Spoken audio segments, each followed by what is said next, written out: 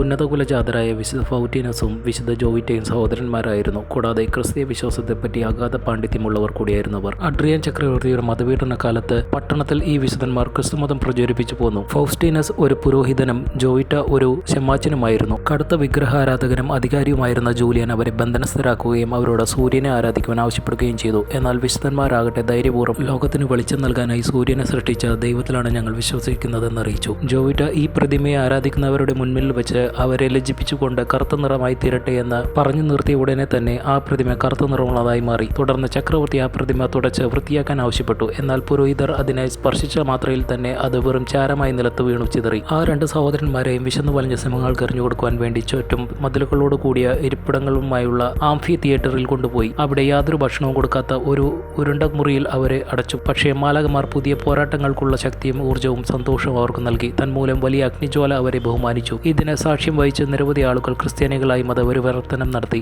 അവസാനം യാതൊരു ഗദ്യവുമില്ലാതെ ചക്രവർത്തി അവരെ ശിരച്ഛേദനം ചെയ്യുവാൻ തീരുമാനിച്ചു. അവർ തറയിൽ മുട്ടുകുത്തി നിന്ന് തലകുനിച്ചുകൊണ്ട് തങ്ങളുടെ രക്തസാക്ഷിത ഏറ്റുവാങ്ങി.